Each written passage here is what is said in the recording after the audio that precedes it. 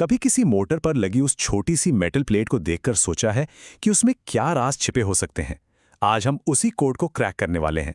आइए सीखते हैं कि एक मोटर का बायोडेटा या कहें तो रिज्यूमे कैसे पढ़ा जाता है। ये जो छोटी सी मेटल प्लेट है ना, ये किसी भी मोटर का पासपोर्ट है। इसकी ताकत, इसकी ज़रूरतें, इसकी सीमाएं, जानने लायक सब कुछ इसी में लिखा है। तो फिर इसे डिकोड करने के लिए तैयार हो जाएं? तो शुरुआत करते हैं सबसे बेसिक चीज से, मोटर की पहचान से।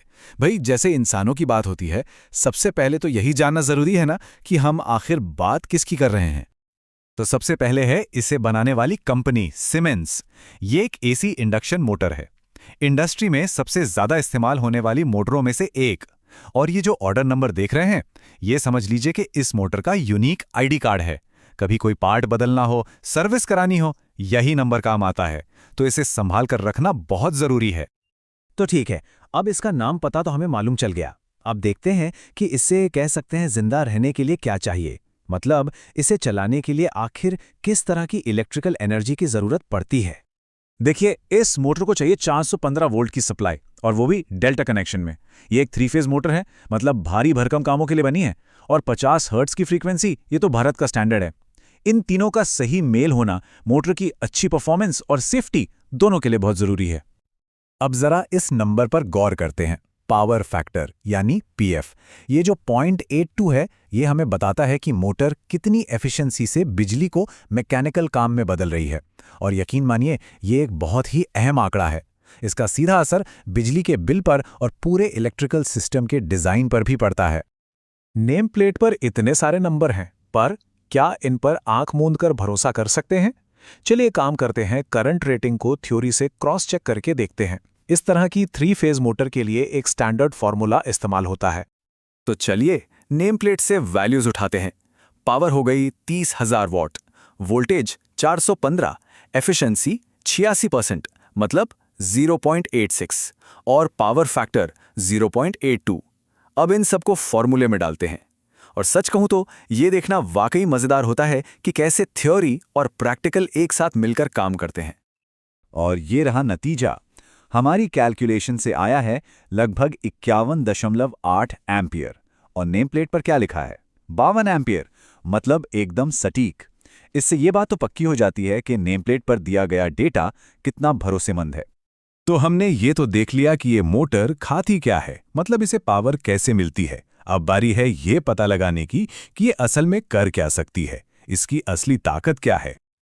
ये मोटर 30 किलोवाट या कहें तो 40 हॉर्स पावर की मैकेनिकल पावर देती है।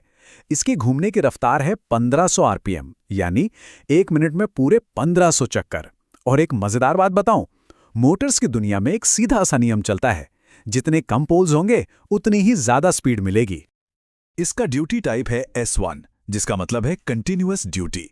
अब ये इसे उन मोटर से अलग करता है जो रुक रुक कर चलती हैं, जैसे कि गैराज का दरवाजा खोलने वाली मोटर। S1 रेटिंग का सीधा सीधा मतलब है कि ये मोटर बिना ओवरहीट हुए 24 घंटे 7 दिन चल सकती है। बस यही बात इसे भारी इंडस्ट्रियल कामों के लिए एकदम परफेक्ट बनाती है। अब ये नंबर देखिए, 1.15। ये बहुत बहुत महत्वपूर्ण है। इसे कहते हैं सर्विस फैक्टर। एक तरह से ये मोटर का सेफ्टी बफर है। 1.15 का सर्विस फैक्टर हमें ये बताता है कि ये मोटर अगर जरूरत पड़े तो थोड़े समय के लिए अपनी तय क्षमता से 15% ज्यादा लोड भी झेल सकती है। ये एक तरह का सेफ्टी कवच है जो इसे अचानक लोड बढ़ने की सिचुएशन में बचाता है। तो हमने इसके इलेक्ट्रिकल दिल और परफॉर्मेंस की तो बात कर ली। अब जरा इसके शरीर पर भी नजर डालते हैं। मतलब ये फिजिकली कैसी बनी है और किस तरह के माहौल के लिए इसे डिजाइन किया गया है। इसका फ्रेम साइज 286T है, जो कि एक स्टैंडर्ड मेजरमेंट है। इसका फायदा यह है कि इसे लगाना या कभी बदलना पड़े तो आसानी हो जाती है। और इसका वजन देखिए, 140 किलो। ये सिर्फ स्टेबिलिटी ही नहीं देता, बल्कि ये भी बताता है कि इसे कितने मजबूत और टिकाऊ मटेरियल से बनाया गया है। इस पर IP55 की रेटिंग दी गई है। चलिए इसे तोड़कर समझते हैं। इसमें जो पहला 5 है वो बताता है कि ये धूल से सुरक्षित है, और दूसरा 5 ये बताता है कि ये किसी भी दिशा से आने वाली पानी की तेज बौछार भी आराम से झेल सकती है। इसकी इंसुलेशन क्लास F है, मतलब इसके अंदर की वाइंडिंग 155 डिग्री सेल्सियस तक का तापमान झेल सकती है। और ये ज़रूरी क्यों है? क्योंकि ये मोटर 50 डिग्री के गर्म माहौल में भी काम करने के लिए बनी है। तो सवाल उठता है कि इतनी गर्मी को कंट्रोल कैसे किया जाता है? वो काम करता है इसका कूलिंग सिस्टम IC611, जो इसे भारी लोड में भी ठंडा बनाए रखता है। एक अच्छी मोटर सिर्फ ताकतवर ही नहीं होती, उसका रखरखाव भी मायने रखता है। तो चलिए देखते हैं कि ये नेम प्लेट हमें इसकी देखभाल के बारे में क्या बताती है, ताकि ये सालों साल बिना रुके चलती रहे। तो इसके रखरखाव की चाबी यही है। इसमें डबल शील्डेड बेरिंग्स लगे हैं जो ज्यादा सेफ रहते हैं। ग्रीस का टाइप है यूनाइरेक्स N3 और सबसे जरूरी बात, हर 5800 घंटे चलने के बाद इसे दोबारा ग्रीस करना होता है। ड्राइविंग एंड पर 90 ग्राम और नॉन ड्राइविंग एंड पर 70 ग्राम। इन इंस्ट्रक्शंस को फॉलो करना इसकी लंबी उम्र के लिए बहुत जरूरी है। तो हमने काफी सारी जानकारी को डिकोड कर लिया है, तो क्यों न एक नज़र में उन सबसे ज़रूरी आंकड़ों को फिर से देख लिया जाए जो हमने अभी तक समझे हैं। ये टेबल इस मोटर की पूरी कहानी को एक साथ हमारे सामने रख देती है। 30 किलोवाट की पावर से लेकर S1 ड्यूटी, 1.15 का सर्विस फैक्टर और IP55 की प्रोटेक्शन तक सब कुछ, हर एक जानकारी एक पजल के टुकड़े की तरह है। और अब हम जानते हैं कि ये सब टुकड़े मिलकर क्या तस्वीर बनाते हैं।